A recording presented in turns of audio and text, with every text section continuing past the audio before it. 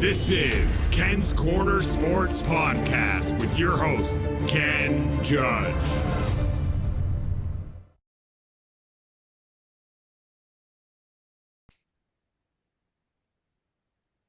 Hey everyone, it's Ken from Ken's Corner, and we're back with the NHL Fan Panel. Guys, we're coming on every couple of weeks. It's cold outside here in Ontario, probably is in Calgary as well. But I'm going to do a quick roll call here, and we'll get into play. George, all the way out in Calgary. George, how are you? I'm good. Yes, it is cold out here. Minus 60. Oh, damn. Well, we're not there yet, but 60? we're snowing. 16. Wow. And that's 60 yet. That's next week, Joe. That's next week. That's June. We got Phil right here, I think, somewhere in York region. He's parts unknown York region now. And Joe, practically my next door neighbor at Whistle Radio 102.9 FM. Joe, how are you? Try to keep it down, eh? Well, you're getting a little bit rowdy at night there. Yeah. Things are rowdy and noisy out here in Stouffville. That's for sure.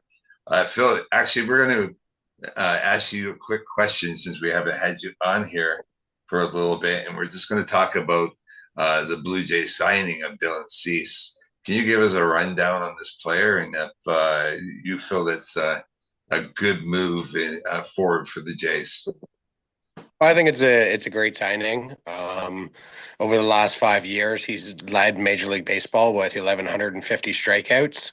Number 2 on that list is our own Kevin Gausman. He's had 5 years in a row of over 200 plus strikeouts. He was playing on a very bad San Diego defensive team, so his ERA and his runs against were very inflated. He also will have some issues with the long ball. He is a fly ball pitcher, and when you got a bad outfield defense like San Diego, that's going to get you into trouble at times. Now, putting him in the dome with our defensive lineup behind him, which is one of the best in baseball, I see nothing but good things over the next 7 years with Dylan Cease. Thank you. And is Edwin Diaz and Bo Bichette, maybe Mr. Tucker, soon to be added? We can be the Los Angeles Dodgers of North. Oh, maybe one of them. Maybe none of them. Didn't really hear Cease on the radar all that often with connections to the Blue Jays. There's a lot of American teams, the Mets, the Braves was a pretty big one. Kind of caught me off guard and out of left field, pardon the pun, but didn't really see that one coming. Neither did I. I'm not sure many people did. I never heard of it once, but was excited adding a name like Dylan Cease. That rotation is going to be tough against any team that we go up against. Yeah, so I mean, where does Barrows Beaver? I can't even say his name anymore. Jose Barrios go from here? Like we have Bowden Francis and Eric Lauer. You be quiet up there, Joe. Also on this team, so who knows what that means for the Toronto Blue Jays. But I mean, March is right around the corner, and that's the beauty of being in the World Series Game 7, that the next season comes real quick and we get a chance to celebrate what we have as a Blue Jays franchise.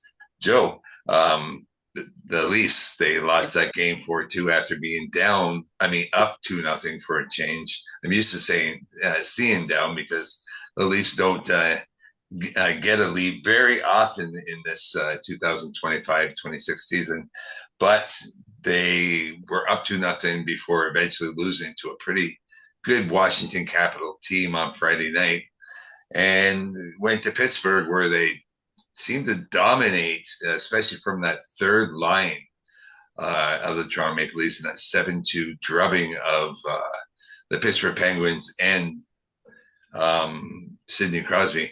Have the Maple Leafs, in your opinion, turned a corner with that win? Well, I didn't see that coming last night for sure. I wouldn't have bet my house that the Leafs would have won that one, and especially 7-2 against Pittsburgh has been pretty decent this year. No, I don't think we can say the Leafs have turned the corner based on one game.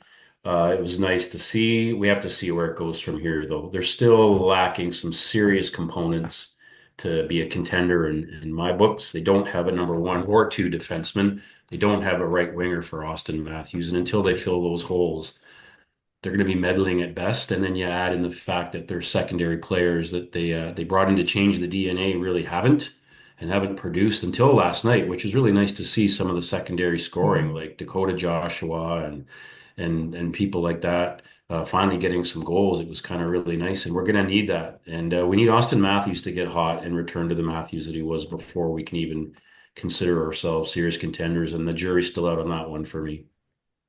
Yeah, no, I agree. George, I'm going to ask you a question somewhat based on the same thing I just asked Joe, have the Leafs turn the corner? But I kind of got into a debate with a Boston fan on Twitter, and he said that Boston would never take Austin Matthews for David Pastrnak. Do you think the Leafs would entertain a trade like this also either? Well, no. Um, to start with the question that you did ask is, well, I think we will turn a corner once we get our defense back. With Tanev being out, Carlo being out, there are two key opponents or two key parts to our defense. So I think once we get a full team, healthy full team back in, I think we might be able to turn a corner and start climbing that ladder of out of the basement. As for Pastrnak and Matthews, it's a no-brainer. We don't want him. Yeah. We're going to keep Matthews, and he's a Boston guy. So, and let's talk about that elephant that was on the ice with Washington. Yeah, I mean, this whole team's working while he's standing there waiting to cherry pick a goal, and I'm glad to see he didn't get a goal for them. Yeah, he's talking about Mr. Ovechkin, I believe. Phil, I am so. Hypothetically, I'm going to ask you the same question. Would Boston entertain an Austin Matthews for David Pastrnak trade? I know it's never going to happen. I hope so anyway, as a Toronto-based reporter. Do you think Boston would entertain a trade like that? Personally, I don't think that they would. Matthews maybe has had some regular season success in Boston, but he's never proven against Boston in Boston that he's been a great performer. He's not off to a great start this year. Obviously, he's had some injuries and whatever. But I think his game's starting to turn a corner here. Once he gets his legs back under him, I think that we'll start seeing some more offensive dominance out of Matthews. As far as your question about the Leafs turning a corner, yeah, they had a great game last night. That was fun to watch. It was nice to see the offense pouring the goals in. But I feel like they did play parts of a good game against Washington. I feel like some aspects of their game are getting better game by game.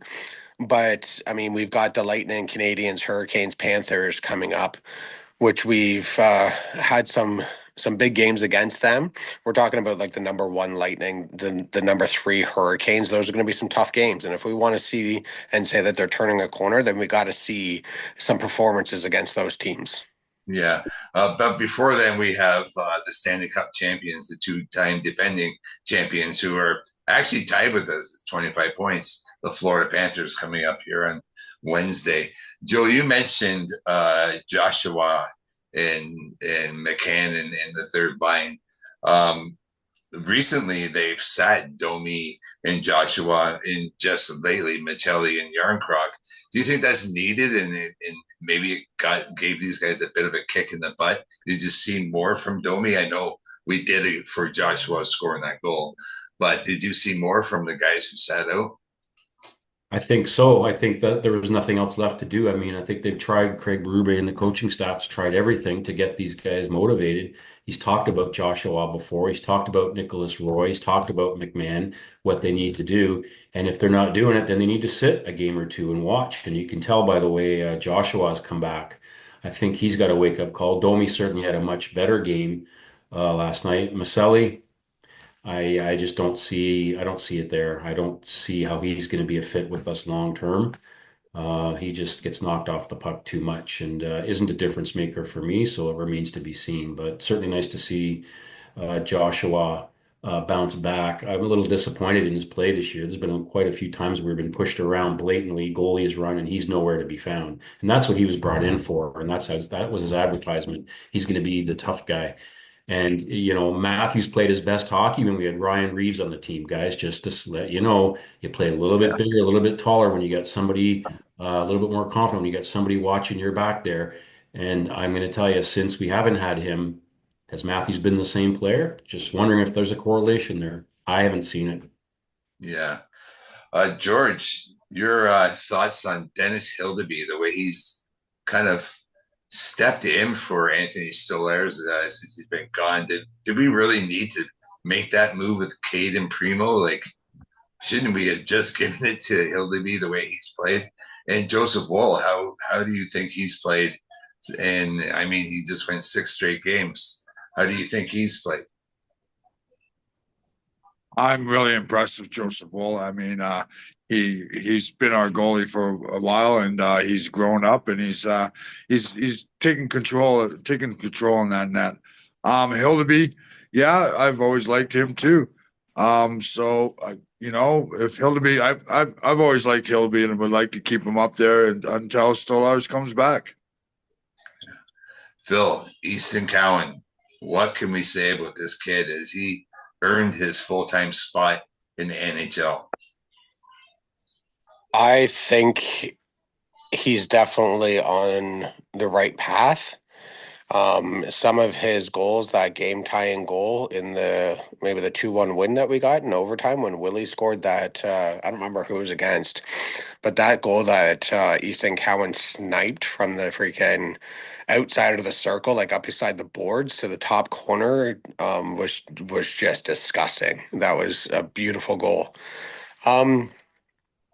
He's got some learning, he's got some growing to do, but I think any kid at that age in the NHL is in the same boat, right? And if he just keeps on doing the things that he's doing, I think that he's going to be a dominant player for us in the future.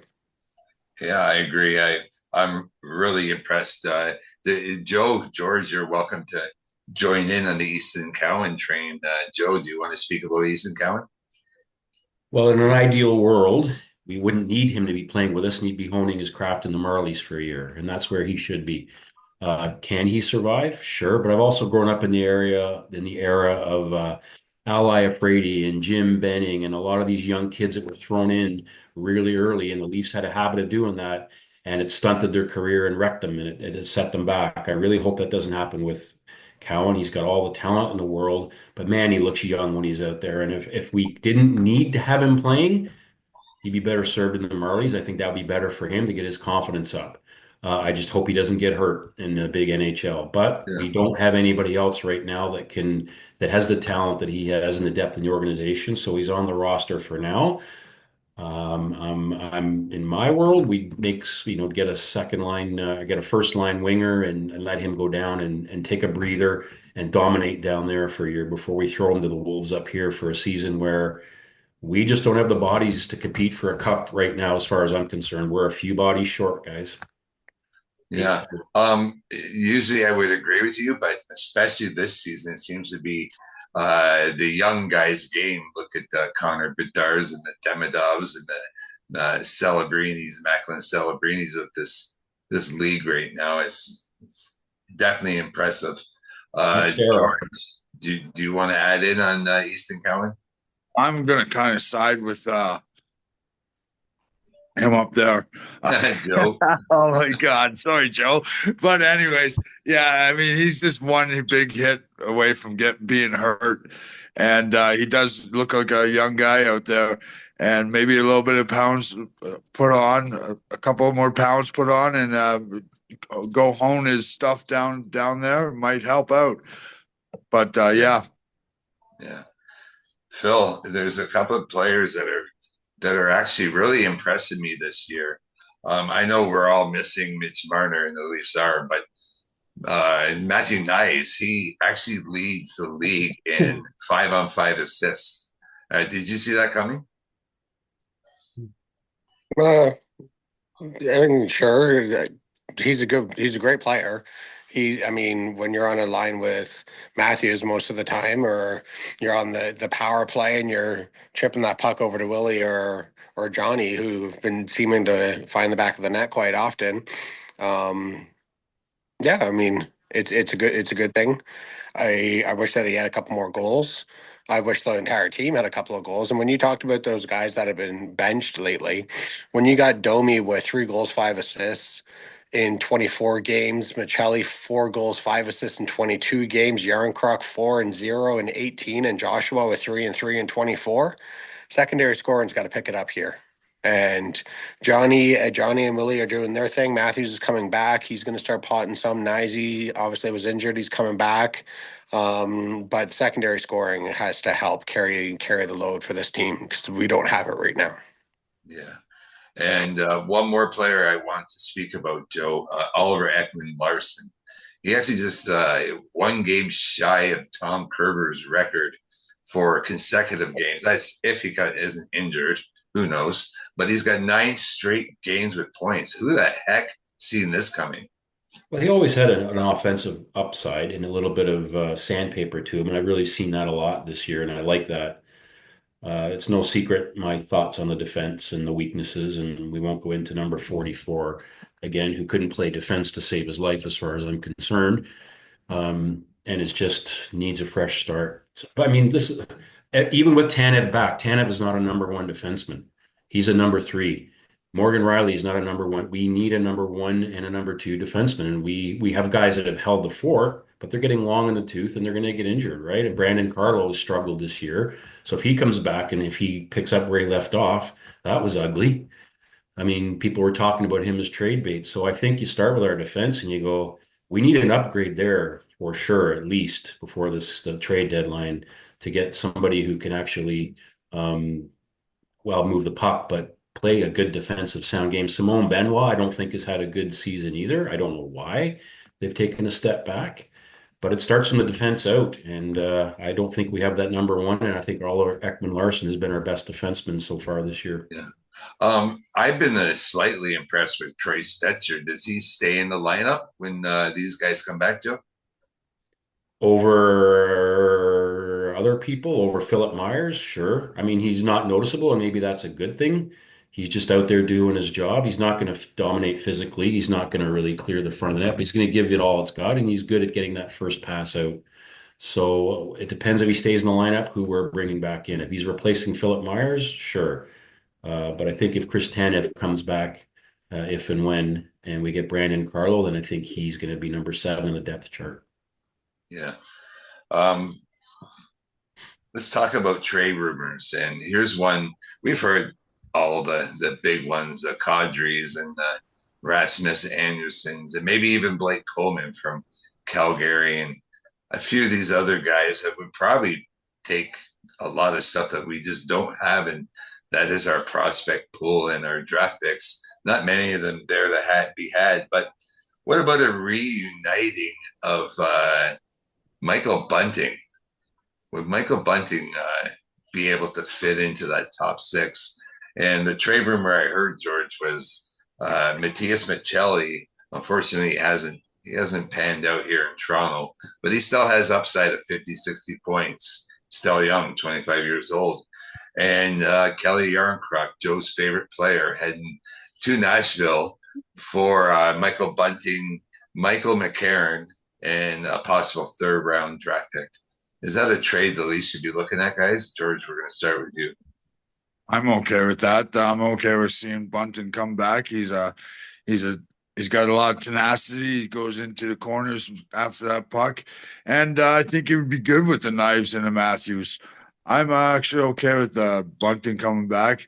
McCarron, I heard he's a big guy and he's a big hitter and he's good on D, good coming back and helping the D and penalty killing. So I'm thinking that would be a good trade. I'd be up for that one. Yeah, you're right. McCarron's 6'6", 230 pounds. He used to play for the Montreal Canadiens. He used to give us fits back in 2018-ish. But yeah.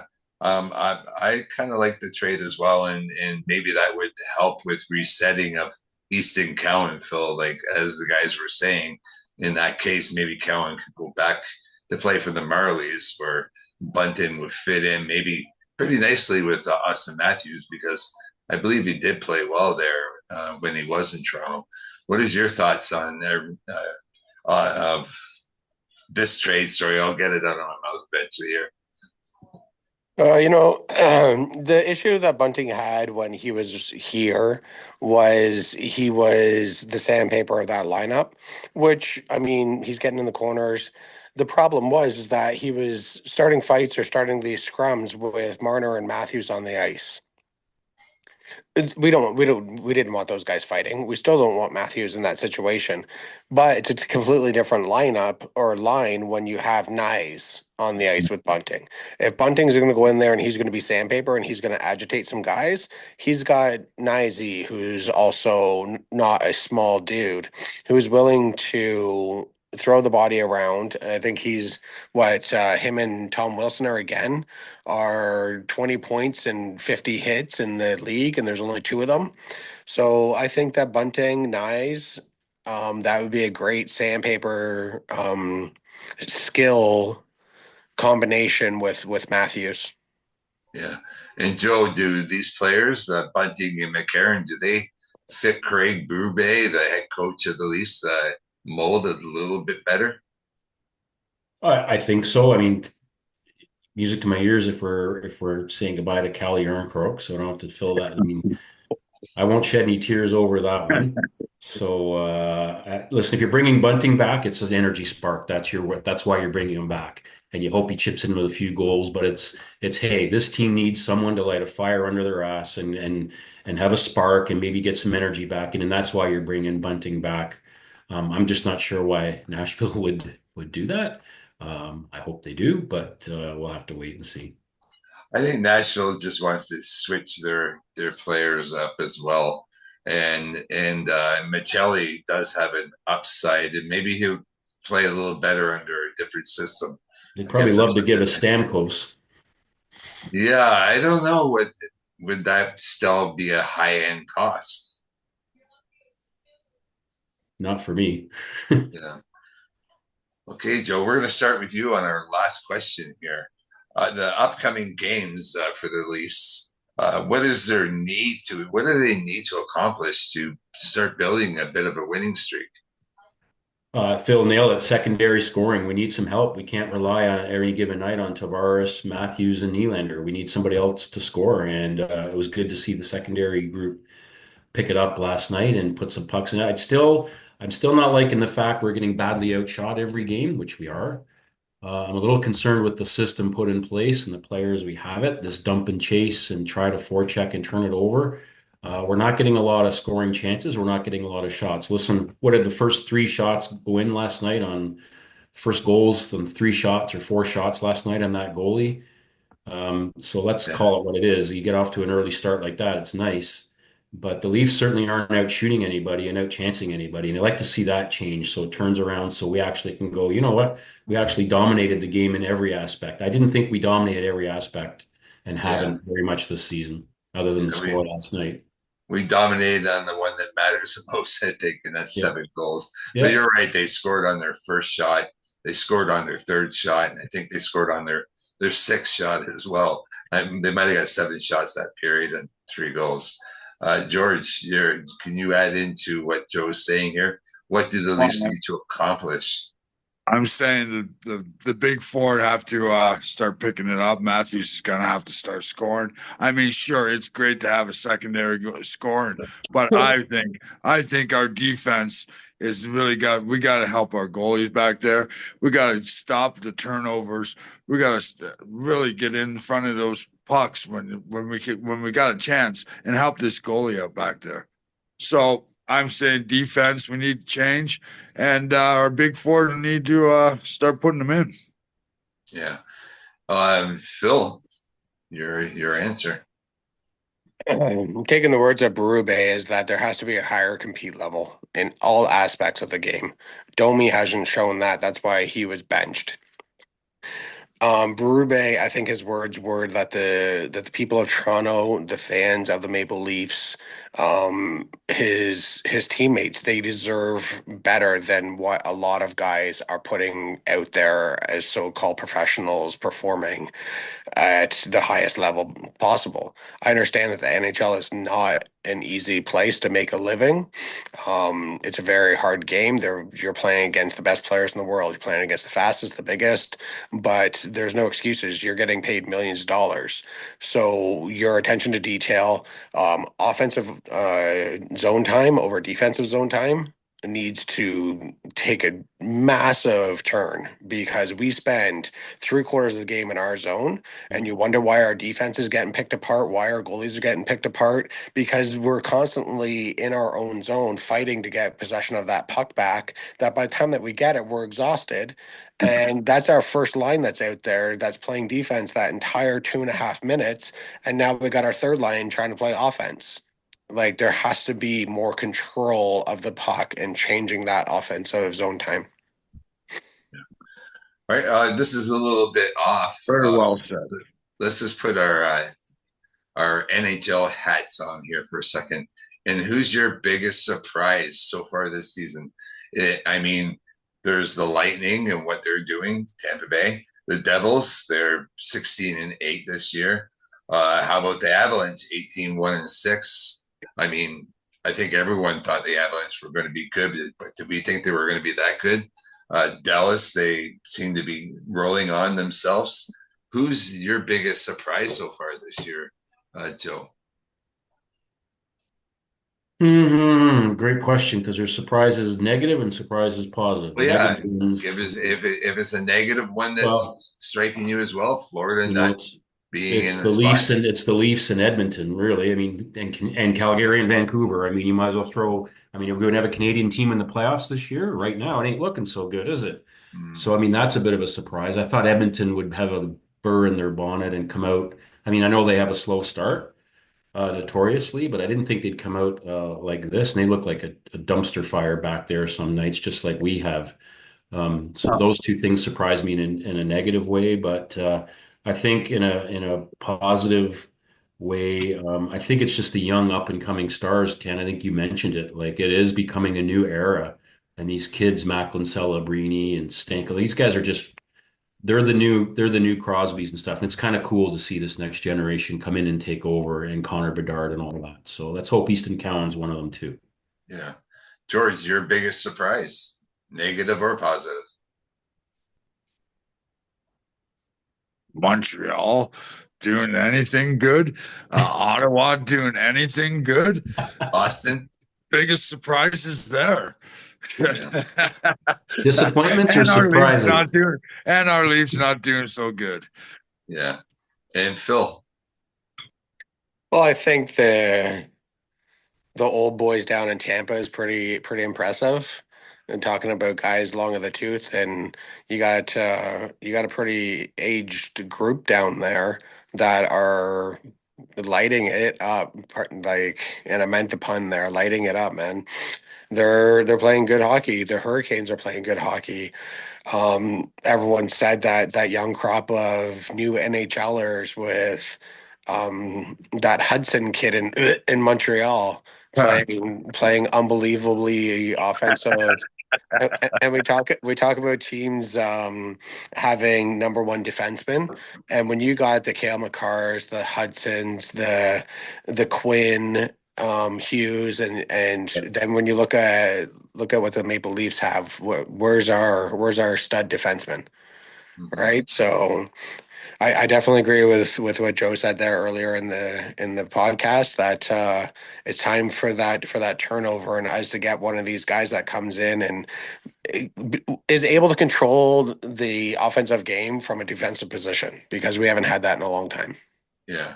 From what Nick Kiprio said, we can offer up Austin Matthews or Willie Nylander and probably bring back Quinn Hughes. There would be our stud defenseman. Yeah. Okay, just a little bit off the mark here. I find this rather interesting, and just on the way out the door here, as we're all Leaf fans are all sitting here in Toronto missing Mitch Marner. It seems that Las Vegas fans are not too smitten with Mitch Marner. Joe, do you what are your thoughts on the criticism already from the Vegas fans? Give it time. He'll be a couple of big plays away from winning their hearts again, and a couple of big overtime plays. I do gotta say I miss him in overtime with that puck. We don't really have anybody that can carry the puck like him. But yeah, he's gonna have. I mean, that's Mitch Marner. He's gonna have take chances. He's gonna have giveaways. He's gonna cost goals. He did the same last year. He'd go 3 or 4 games, you wouldn't hear from him, and then all of a sudden comes through with a big game winner and some beautiful plays and has a 3 point night, and he's back in the good books. So I think it's just a matter of time. You take the ups and downs like Willie Nylander. Love the offensive part. The rest of it drives you friggin' crazy, right? But Yeah. George, do you have anything to add? Oh, I mean, I liked Marner's play when he was here, and I was a big supporter of him. But I know what they're saying is that he's a little bit soft down there, and he can be knocked off the puck pretty good if he can catch him.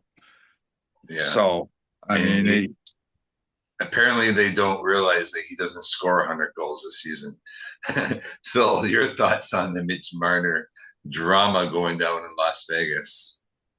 Oh, kind of like what Joe was saying, the ebbs and flows of a season, the ups and the downs of plays that happen on one of the fastest games in the world. Do you know what? Pucks are going to get turned over. He expected Eichel to take a different route. And unfortunately, or maybe fortunately, so we can laugh at him, he put it right onto the other guy's, the offensive player's stick, right? So it's something that we, as Toronto fans, having Marner for 9 years, we came to accept that there's going to be some games that he defensively maybe cost us a game, but there's also 100-point seasons with 80 assists that, you know what I mean? That's the ebbs and flows of a hockey season. Yeah. And that player that you're talking about was one of those bright young stars out there in Anaheim, Cutter Gunter. You put that puck on his stick, and that boy's going to find the back of that net pretty quick with that goalie not seeing it coming.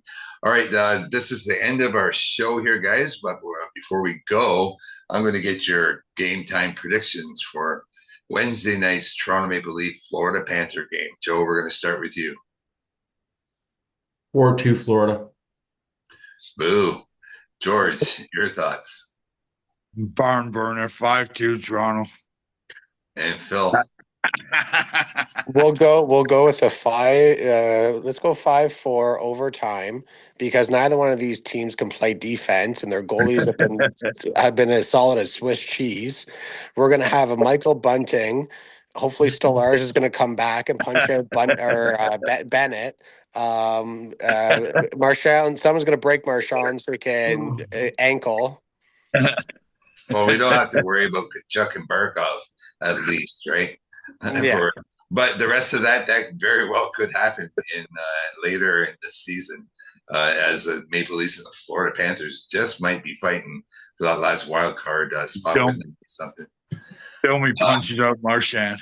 Yeah, my score is 4-3 Leafs. Okay, guys, I'm going to do a roll call on the way out here. George Garbett out there in Calgary, thanks for coming out and stay warm in that -60-degree weather. Phil in York region, parts unknown. Keep the fist up flying. And Joe from Whistler Radio, Mr. Joe Moyer, wearing that Ken's Corner podcast hat. Thank you so much for your support. Guys, have a great day. Thanks for coming on. And I don't know, we were missing Mr. JT. He was apparently in Toronto. So maybe we'll all come back on here next week if you can all make it back. Have a great day. My name's Ken Judge, and I'm here on Ken's Corner Podcast, NHL Fan Panel.